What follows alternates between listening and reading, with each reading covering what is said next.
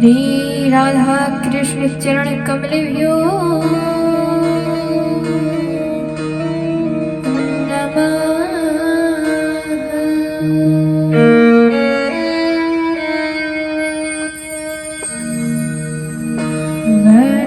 वर्णानामर्थ संज्ञाना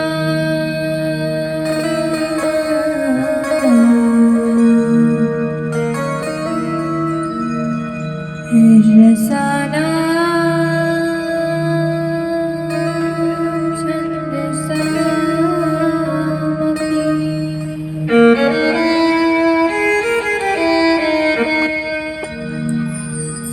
मंगलानाम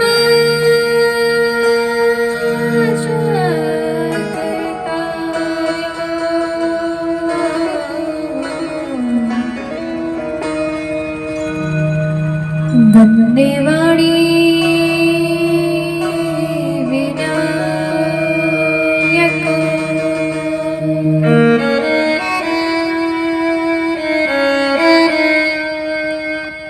वंशी विभूषित करा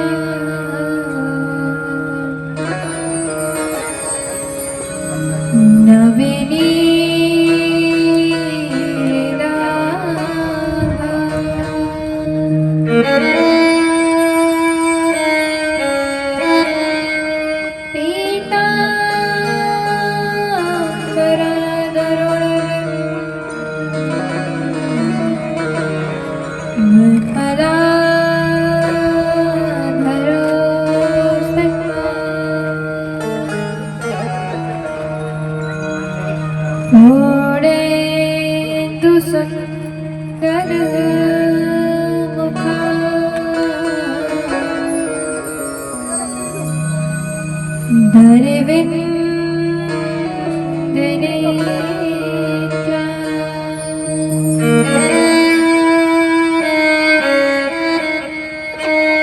कृष्णात् परं किमपि तमहं न जाने।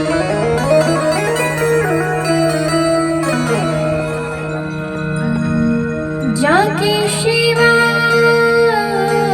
भाव से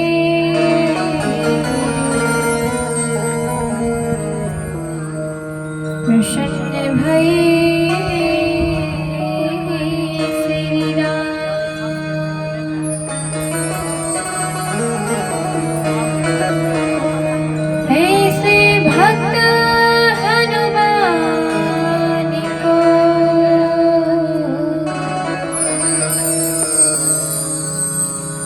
मेरा बारंबार प्रणाम।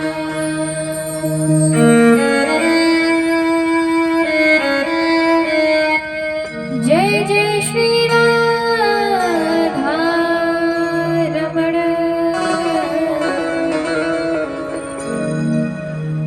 जय जय नवल किशोर।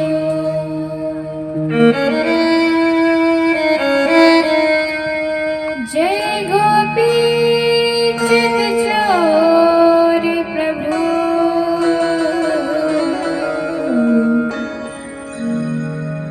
तेरी जय हो माखन चोर।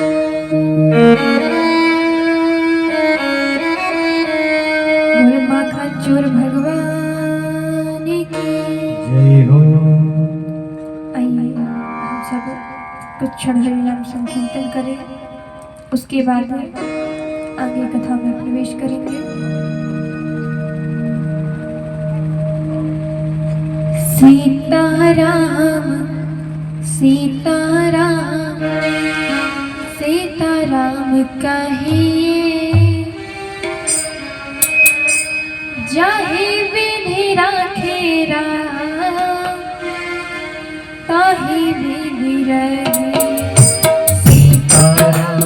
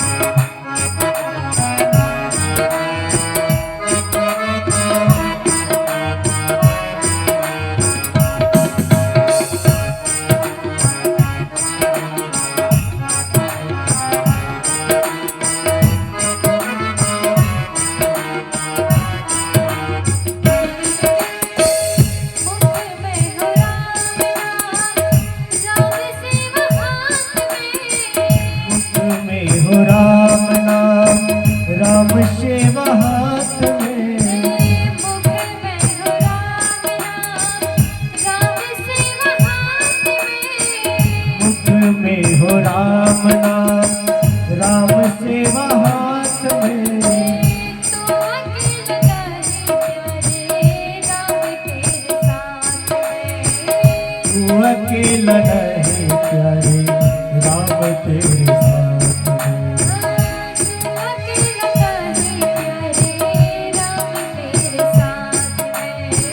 तू अकेला नहीं प्यारे राम तेरे साथ में।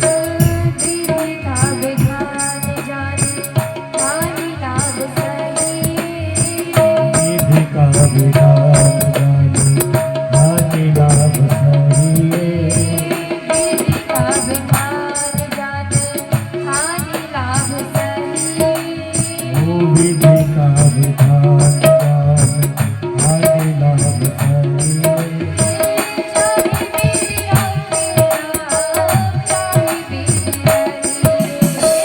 चाहे विधि तेरा आहे विधि।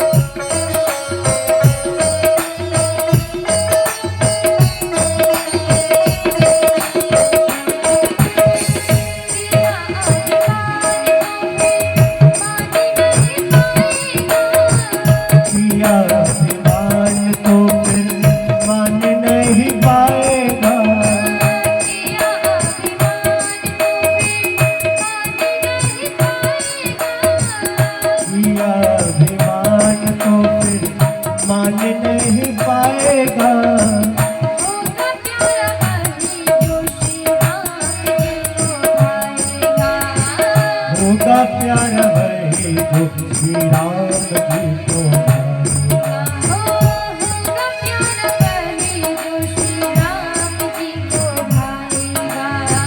होगा प्यारा वही जो श्री राम जी को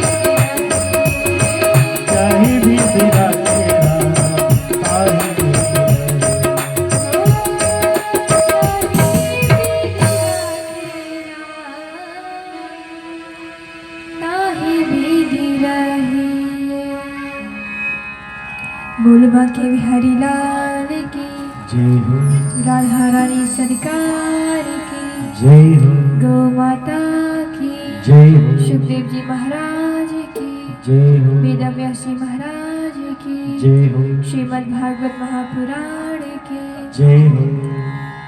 जय जय श्री राधे, जय जय श्री राधे, जय जय श्री राधे श्याम।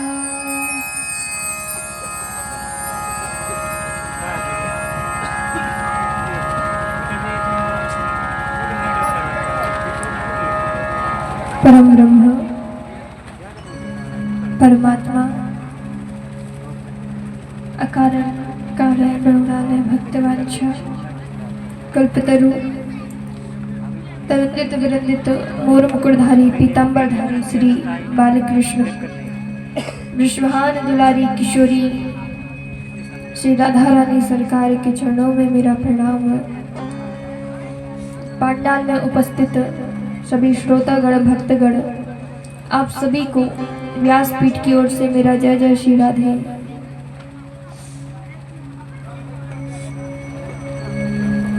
आज कथा का पंचम दिवस 5वां दिन है, जिसमें हम सभी बड़े भाव से बड़े आनंद के साथ में आज पंचम दिवस की कथा को श्रवण करेंगे, सुनेंगे। बड़े ही आनंद का विषय है, आनंद की बात है कि आज हमारे आपके ग्राम पांडुपुरा में श्रीमद् भागवत का पंचम दिवस प्रारंभ हो गया है, 5वां दिन प्रारंभ हो गया है। सभी लोग शांति बनाकर ही बैठे भगवान श्री बालकृष्ण की कथा श्रवण करेंगे।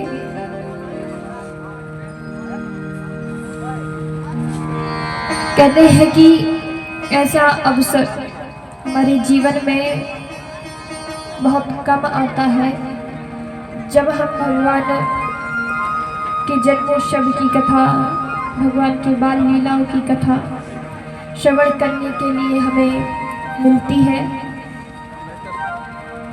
हम आप सभी का बड़ा ही सौभाग्य है, बड़े ही भाग्य की बात है कि आज कथा का पंचम दिवस प्रारंभ हो गया है। विगत 4 दिनों से हम श्रीमद् भागवत महापुराण की कथा सुनते हुए आ रहे हैं और आज 5वां दिन प्रारंभ हुआ है। तो इसमें भी ठाकुर जी राधा रानी की विशेष कृपा है कि जिस प्रकार हमने 4 दिन तक कथा श्रवण की, उसी प्रकार आज 5वें दिन की भी कथा श्रवण करेंगे, सुनेंगे आनंद के साथ में, श्रद्धता के साथ में। इसलिए सभी लोग अपने मन को एकाग्रचित होकर के ही श्रीमद् भागवत महापुराण की कथा श्रवण करें। कल आप सभी ने बड़े ही भाव के साथ में, बड़े आनंद के साथ में चतुर्थ दिवस की कथा में सुना कि किस प्रकार से भगवान के भक्त हुए हैं। ध्रुव जी महाराज कैसे भक्त हुए कि 5 वर्ष की आयु में ही भगवान को प्रसन्न कर लिया, भगवान को प्राप्त कर लिया। श्री प्रहलाद जी महाराज दैत्य कुल में जन्म लेने के बाद भी उनकी जो भक्ति है वो भगवान के प्रति रही। प्रहलाद जी महाराज दैत्य कुल में जन्म लिए, फिर भी भक्ति भगवान के प्रति रही और उन्होंने भगवान को प्राप्त किया। इसलिए कहते हैं कि जरूरी नहीं कि दैत्य कुल में लेने वाला बालक दैत्य ही निकले, वो भगवान का भक्त भी निकल सकता है। और ये भी जरूरी नहीं है कि ब्राह्मण कुल में जन्म लेने वाला बच्चा, ब्राह्मण कुल में जन्म लेने वाला बालक ब्राह्मण ही निकले, वो दैत्य भी निकल सकता है। कहा भगवान की कृपा किस पर कैसे कहाँ कब हो जाए ये कोई नहीं जानता। कब कहाँ पर किसकी बुद्धि पलट दे, मति पलट दे, ये कोई नहीं समझता है।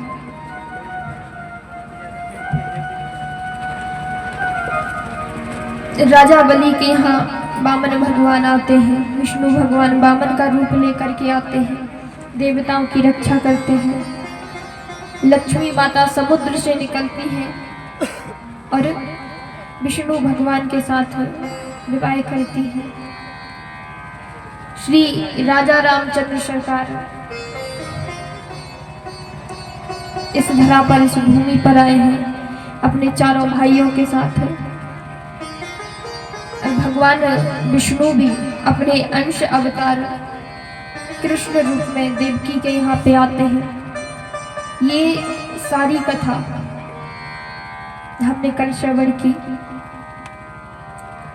कहते हैं जब जब धर्म की हानि होती है, जब जब अधर्म बढ़ता है, तब तब प्रभु अपने भक्तों की रक्षा के लिए इस धरा पर, इस भूमि पर धर्म की स्थापना करने के लिए आते हैं।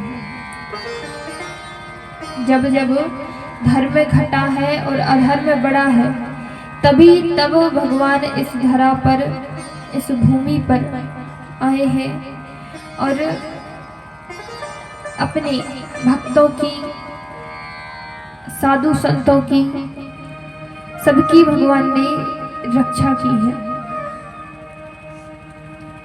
कहा उसी प्रकार कल आप लोगों ने भी सुना कि गौ माता भगवान के पास में जाती है कि प्रभु पृथ्वी पर अधर्म बढ़ गया है,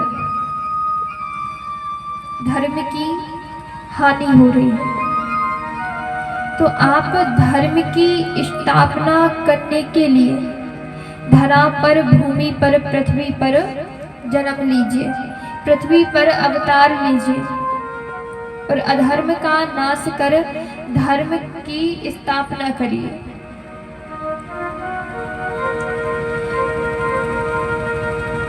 पृथ्वी माता ही गौ माता का रूप लेकर गई और भगवान विष्णु ने उनकी पुकार सुनी। कहते हैं धरती पर अधर्म बढ़ता है तो देवता परेशान होते हैं, पृथ्वी माता परेशान होती है। देवता पृथ्वी से कहते हैं और पृथ्वी फिर गौ माता का रूप लेती है। भगवान सबकी बात टाल सकते हैं, लेकिन गौ माता की बात नहीं टाल सकते, क्योंकि गौ माता भगवान कृष्ण को बहुत ही प्रिय है। गौ माता और लक्ष्मी माता, कहा जिसके घर में गौ माता की सेवा होती है उसके घर में लक्ष्मी हमेशा रहती है, और जिसके यहाँ गौ माता की सेवा नहीं होती उसके यहाँ लक्ष्मी माता नहीं रहती। क्यों? क्योंकि लक्ष्मी माता और गौ माता दोनों ही आपस में बहन हैं। समुद्र से ही प्रकट हुई है गौ माता और समुद्र से ही प्रकट हुई है लक्ष्मी माता। सबसे पहले गौ माता आई तो गौ माता बड़ी है। संध्या के समय में, शाम के समय पे लक्ष्मी माता समुद्र से निकली तो लक्ष्मी माता गौ माता से छोटी है। कहा लक्ष्मी माता और गौ माता दोनों ही बहन हैं। तो जिस घर में गौ माता की सेवा होगी, गौ माता को रखेंगे, गौ माता की सेवा करेंगे, उसका पालन पोषण करेंगे, उस घर में लक्ष्मी हमेशा रहेगी। लक्ष्मी कभी उस घर को छोड़ के नहीं जाती है।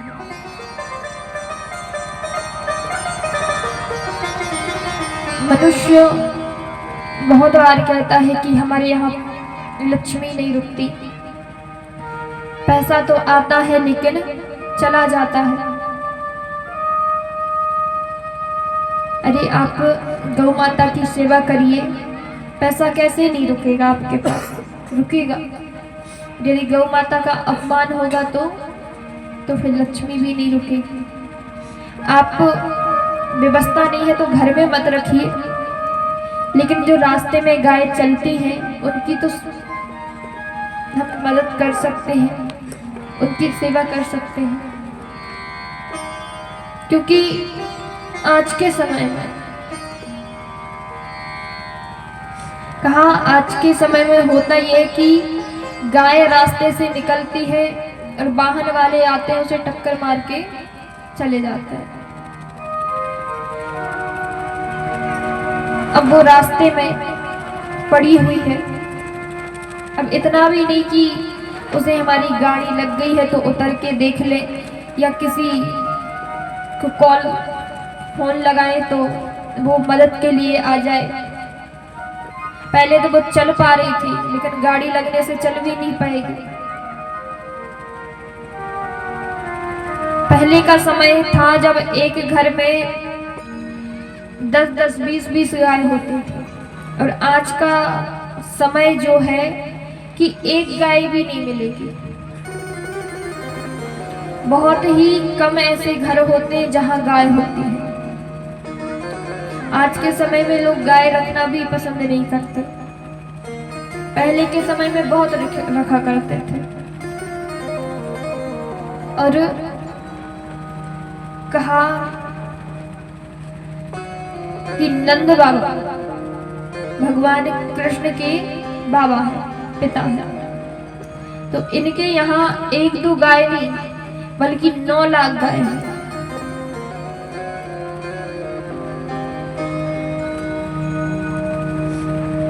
भगवान ने इस धरा पर धर्म की स्थापना करने के लिए अवतार लिया।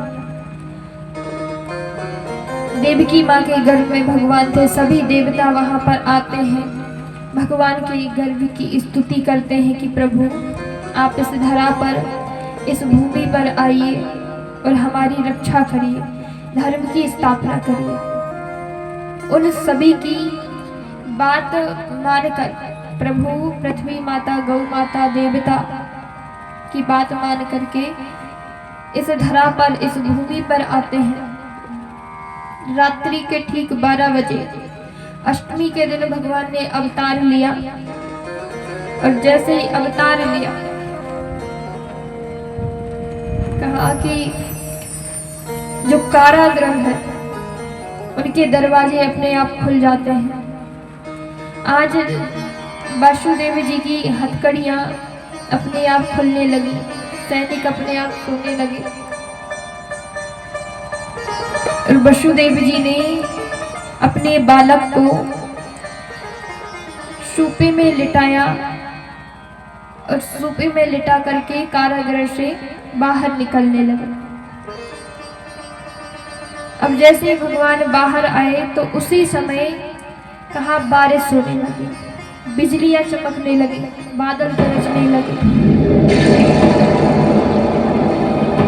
कहा आज बारिश धीरे धीरे, बादल धीरे धीरे गरजते हैं, बिजलियां धीरे धीरे चमकती हैं। क्यों?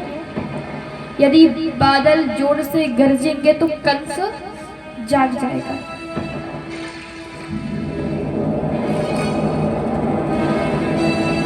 वसुदेव जी ले जा रहे हैं, बीच में यमुना मैया पड़ती हैं। अब जैसे ही यमुना में प्रवेश किया कि यमुना मैया बाढ़ में आ जाती। अब वसुदेव जी यमुना पार नहीं हो पाते, डूबने लगे। यमुना मैया कहती है जब तक मैं चरण नहीं छूऊंगी तब तक मैं यमुना पार होने नहीं दूंगी। तो भगवान ने अपने अंगूठे को धीरे से सूपे में से बाहर निकाल दिया और यमुना मैया ने जैसे ही भगवान के चरण छुए तुरंत शांत हो गए। श्री वसुदेव जी यमुना पार करते हैं, नंद भवन गए गोकुल, वहां अपने बालक को लिटाया और वहां पे जो कन्या सोई हुई थी उसे लेकर के आ जाते हैं। कारागृह में आए, वहां आकर के कन्या ने जोर जोर से रोना प्रारंभ कर दिया और जैसे ही जोर जोर से रोना शुरू किया कि कंस कहे कि मेरा काल आ गया, दौड़ा दौड़ा आए, मेरा काल आ गया, मेरा काल आ गया, दौड़ा दौड़ा आया, आकर के देवकी से कन्या को छीन लिया। देवकी कहे भैया इसे तो छोड़ दो, ये तो कन्या है, ये आपको क्या बिगाड़ेगी। कंस कहता है कन्या हो, बालक हो या बालिका, बोले है तो आठवीं, आठवां ही मेरा शत्रु है, मैं नहीं छोड़ूंगा। और जैसे ही कंस ने कन्या को लिया और पटकने ही वाला था कि कन्या हाथ से छूटकर चतुर्भुज रूप में खड़ी हो गई, आकाश में चतुर्भुज रूप लेकर खड़ी हो गई और कहती है अरे कंस तू मुझे क्या मारेगा, तुझे मारने वाला तो इस धरती पर आ चुका है। कंस कहता है कौन है, कहाँ है। कन्या कहती है तुझे बता दिया ना कि तुझे इस धरती में मारने वाला आ गया है, अब पूरी कुंडली तो नहीं बताऊंगी।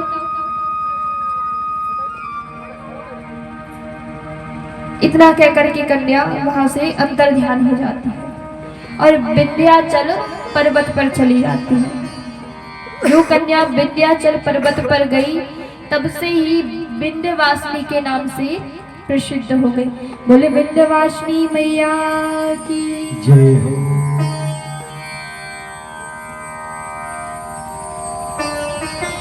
अब गोकुल में होता यह है कि एक दिन नंद बाबा के यहाँ पे कुछ साधु संत आते हैं भोजन करने के लिए। नंद बाबा ने खूब भोजन करवाया, मालपुए खिलाए और जैसे ही मालपुए खिलाए तो ब्राह्मणों का पैर छुए नंद बाबा ने।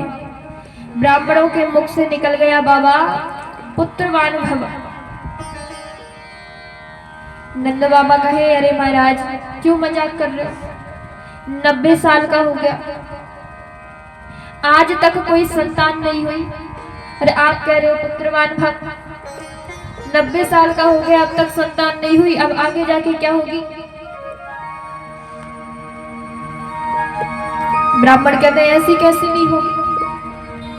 बोले अग्नि में कहो स्वाहा और ब्राह्मण कहे आहा तो समझो बात सत्य होनी है, क्योंकि ब्राह्मण के मुख को अग्नि का मुख कहा गया है। यदि ब्राह्मण को भोजन से तृप्त कर दोगे तो ब्राह्मण जो कहेगा वो बात सत्य होनी है, क्योंकि ब्राह्मण का मुख यानी कि अग्नि का मुख। चाहे ब्राह्मण प्रसन्न हो, चाहे आप अग्नि कुंड में स्वाहा कहिए, हवन करोगे तो भी आपकी इच्छा पूरी होगी, और ब्राह्मण यदि प्रसन्न होकर कुछ कह दे तो भी इच्छा पूरी होनी है।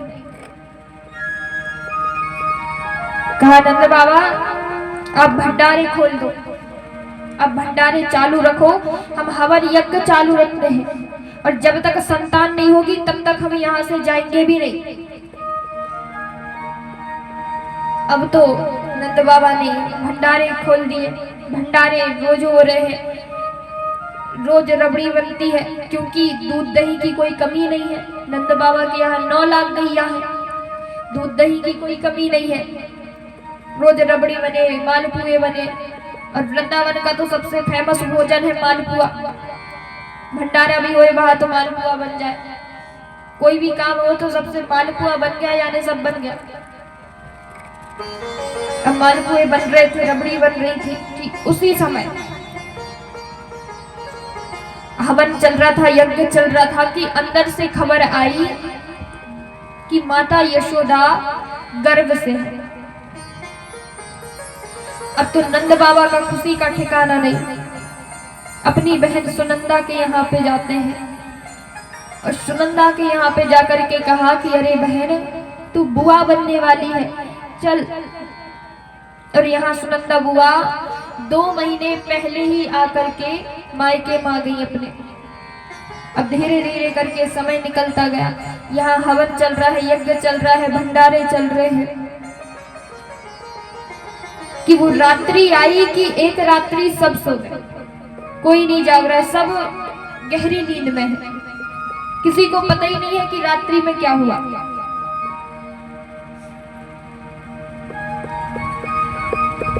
सुनंदा बुआ अंदर से बाहर आके देखी कि आज यशोदा अभी तक जागी क्यों नहीं, ये दरवाजे कैसे खुले हैं।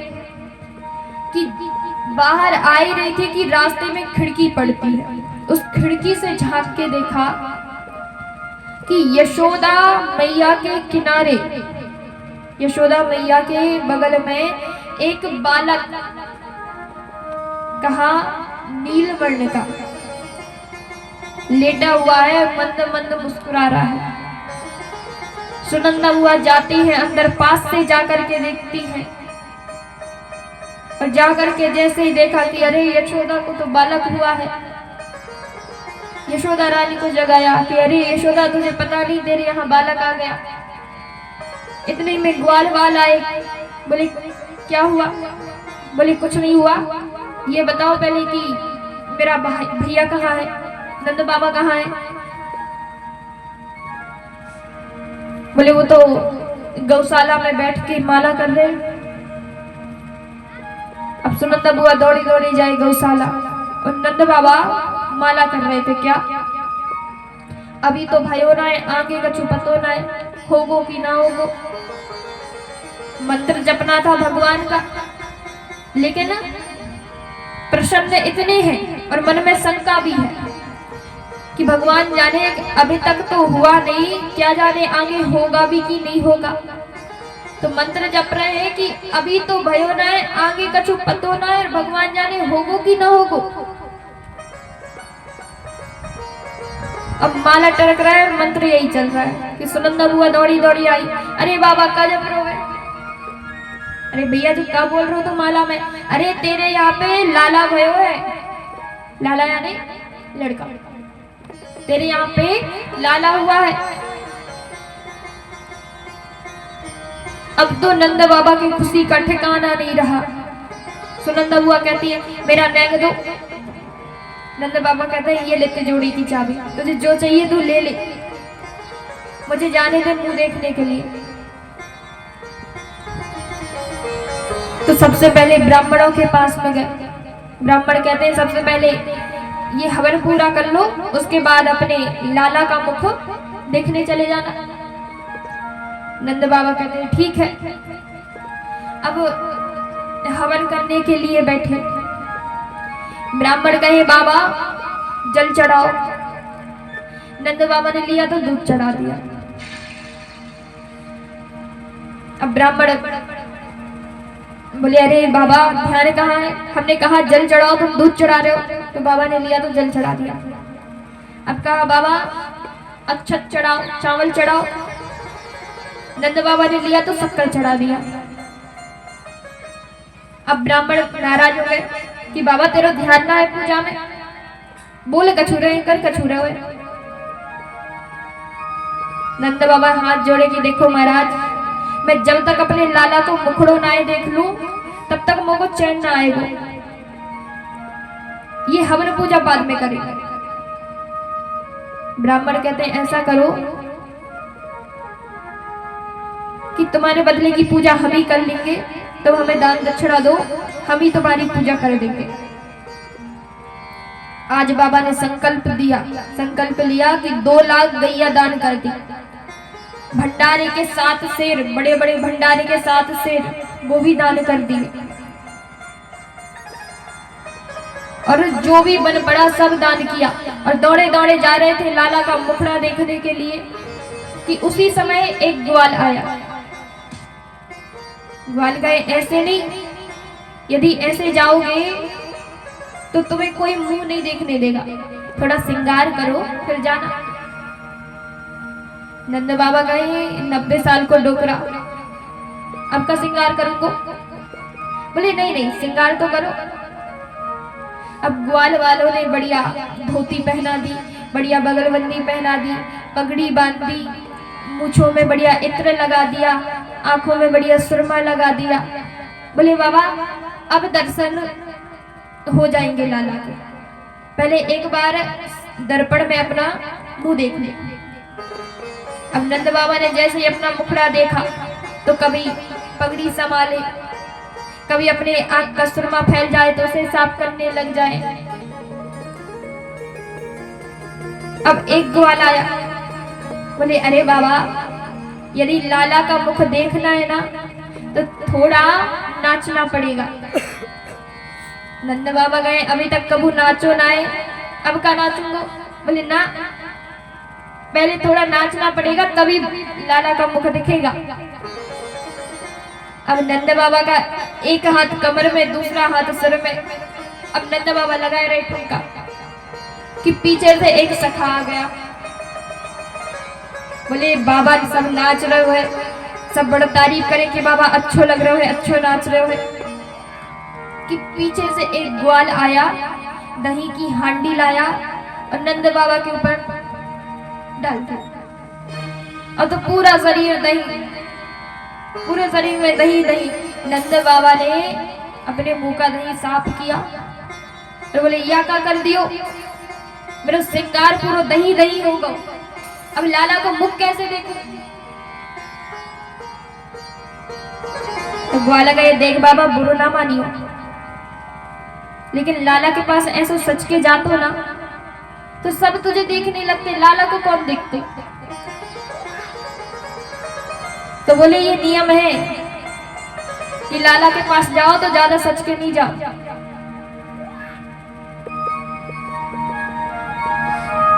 अब नंद बाबा जाते हैं आगे देखने के लिए तो लाइन लगी हुई है। अब नंद बाबा कहे गोपी मेरो लाला है, मुझे मुंह देखने दे। गोपी गए, हो तेरो लाला है तो? अरे आपको लाला है तो कब है? हम भी तो लाइन में लगे हैं, अभी तक पीछे लगो लाइन में, हम देख लेंगे तब आपका नंबर आएगा। अब नंद बाबा कहे लाला मेरो, मुझे ही मुख देखने को नहीं मिल रहा है, लाइन में लगना पड़ रहा है। अब लाइन में लगे, लाइन है कि खत्म ही नहीं होती, बढ़ती जा रही है, बढ़ती जा रही है। नंद बाबा से रहा नहीं जा रहा है। तो नंद बाबा ने आवाज लगाई कि अरे गोपियों मेरी बात सुनो, तुम सब तो देखती रहोगी, अब मैं ठहरा पुरुष, मुझे एक बार देख लेने दो, मैं देख करके वापस आ जाऊंगा, फिर तुम यहाँ खड़ी रहना, देखती रहना। अब गोपी कहे सही बात है, चलो तुम्हें दिखा देते हैं मुख। और जैसे ही नंद बाबा ने मुख देखा लाला का तो आज आनंद का ठिकाना नहीं रहा। इतने प्रसन्न हुए कि नंद बाबा ने लाला का मुखड़ा देख के ऐसी छलांग लगाई जैसे कोई 16 वर्ष का बालक छलांग लगाता, ऐसी छलांग लगाई। आज लग ही नहीं रहा है कि नंद बाबा 90 साल के हो गए, यशोदा मैया 80 साल की। सभी गोपियां 84 गज के लहंगा पहन करके आई थी और कहा कि हम इन्हीं लहंगा को पहन के खूब नाचेंगे, खूब बधाइयां देंगे और खूब बधाइयां लेंगे। तो नंद बाबा ने सोना चांदी हीरे मोती हर चीज के भंडारे खोल रखे हैं कि जिसे जो चाहिए वो ले जाए। आज कोई भेदभाव नहीं है, कोई रोक टोक नहीं है, जिसे जो चाहिए वो ले जाए। कोई सोने का हार लेता है, कोई चांदी का लेता है, कोई हीरे का लेता है तो कोई मोती का लेता है। जिसे जितना चाहिए ले जाते जाओ। आज गोकुल में सब एक दूसरे को बधाई दे रहे हैं। सबको ये लग रहा है कि हमारे यहाँ पे लाला हुआ है। एक दूसरे में बधाई बांट रहे हैं। कोई ये नहीं कह रहा है कि नंद बाबा के यहाँ बालक हुआ है, नहीं, हमारे यहाँ हुआ है। सब एक दूसरे में बधाई दो। और गोपियां आती हैं, बधाई देती हैं एक दूसरे को। लल्ला की सुन के मैं आई,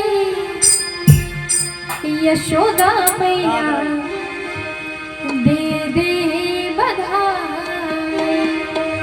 तो हम सभी भी यशोदा मैया को बधाई देंगे और बधाई लेंगे भी।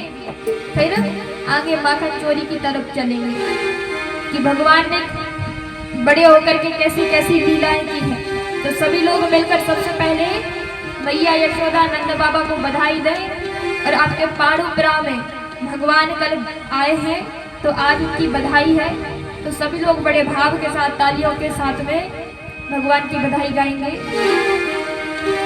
लल्ला की सुन के मैं आई, यशोदा मैया दे दो बधाई।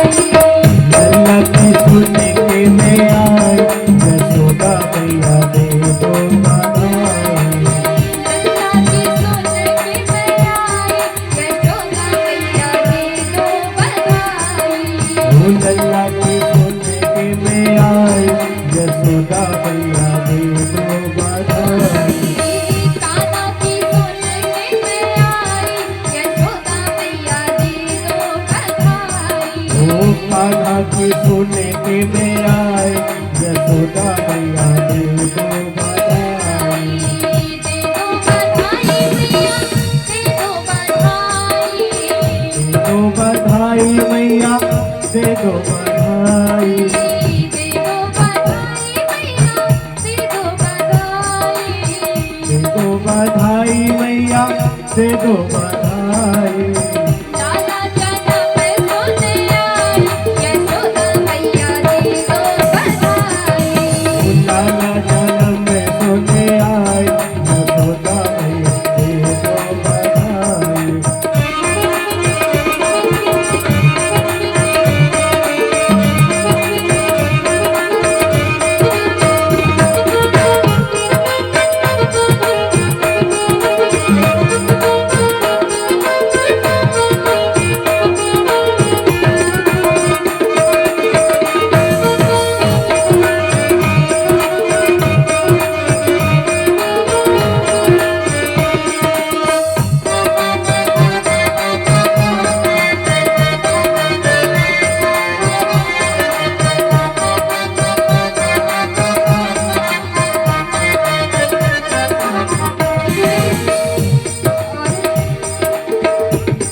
गोपियां क्या कहती हैं? क्या क्या दूंगी मैं? गोपियां यशोदा मैया से क्या क्या मांग रही हैं? टीका भी लूंगी मैया, बिंदिया भी लूंगी। टीका भी लूंगी मैया, बिंदिया भी लूंगी। टीका भी लूंगी मैया, बिंदिया भी लूंगी। टीका भी लूंगी मैया, बिंदिया भी लूंगी। मैं सबकी लूंगी रजाई, यशोदा मैया दे दो बधाई। लाला जन्म सुने आई, यशोदा मैया दे दो बधाई। लाला जन्म सुने आई, यशोदा मैया दे दो बधाई। लाला जन्म सुने आई, यशोदा मैया दे दो बधाई।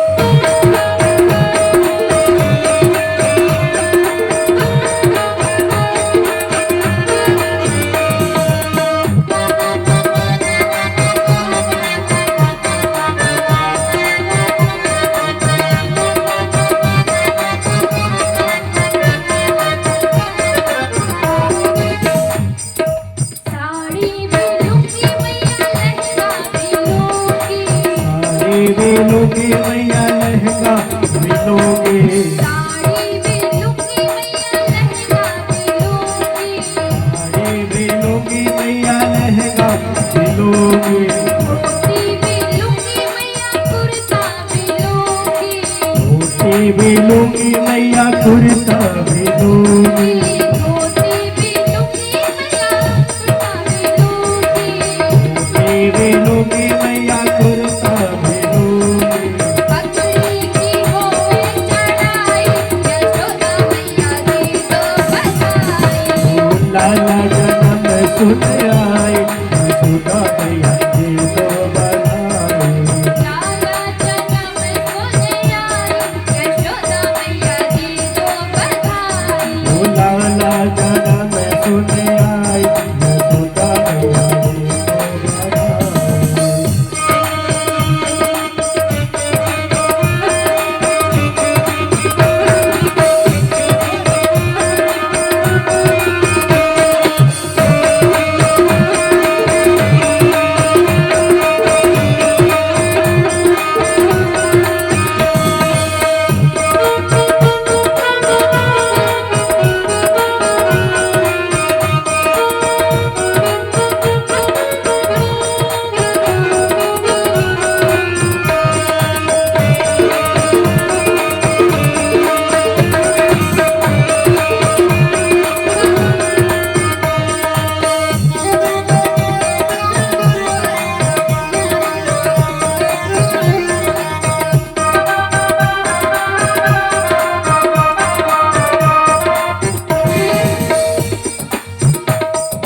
हरवा भी लूंगी मैया चूड़ी भी लूंगी, हरवा भी लूंगी मैया चूड़ी भी लूंगी, हरवा भी लूंगी मैया चूड़ी भी लूंगी, हरवा भी लूंगी मैया चूड़ी भी लूंगी, गंगा पे होगी चढ़ाई यशोदा मैया दी तो बधाई, लाला जन्म सुन आई यशोदा मैया दी तो बधाई, लाला जन्म सुने आई यशोदा मैया दी तो बधाई, लाला जन्म सुन आई यशोदा मैया दी तो बधाई।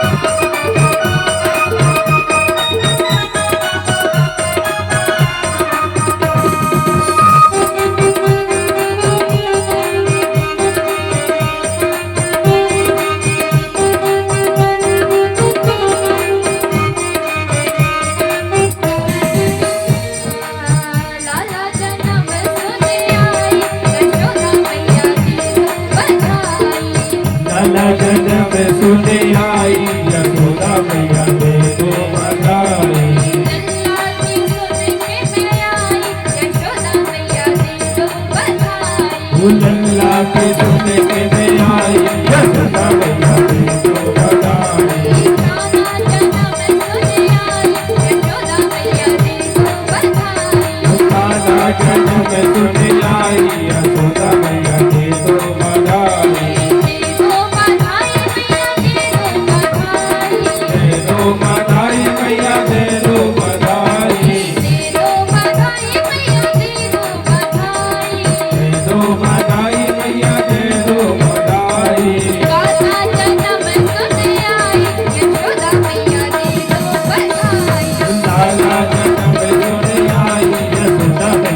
तो बधाई, लाला जन्म सुन आई यशोदा मैया दी तो बधाई, लाला जन्म सुने आई यशोदा मैया दी तो बधाई, लाला जन्म सुन आई यशोदा मैया दी तो बधाई, लल्ला जन्म सुने आई यशोदा मैया दे दो बधाई। बोले बाल कृष्ण कन्हैयालाल की। जय हो। तो यशोदा मैया के यहाँ पे सभी गोपियाँ सभी ग्वाल, सभी गोकुलवासी नंद बाबा यशोदा मैया को बधाई देने के लिए आते हैं। जिस प्रकार हम लोगों ने दी कहा उसी प्रकार बधाई बहुत धूमधाम के साथ में देते हैं। और बधाई हो ही रही थी कि उसी समय नंद बाबा को याद आया कि जो हर महीना मैं कर दिया करता हूं कंस को, उसकी तिथि आ गई है। तो नंद बाबा मथुरा चले जाते हैं और जैसे ही नंद बाबा मथुरा गए कि पीछे से लल्ला की मौसी आ गई। अब लल्ला की मौसी कौन? पूतना। ये लाला की मौसी है, कंस की बहन। अब जैसे ही मौसी आई, पूतना आई, अब आते ही देखा कि नंद भवन कहाँ है। तो देखा कि जहां सबसे ज्यादा बधाइयां हो रही हो, नृत्य गान हो रहा हो, शोर शराबा हो रहा हो, धूल उड़ रही हो, वही नंद भवन है। पहुंच गई नंद भवन में और जैसे ही नंद भवन में पहुंची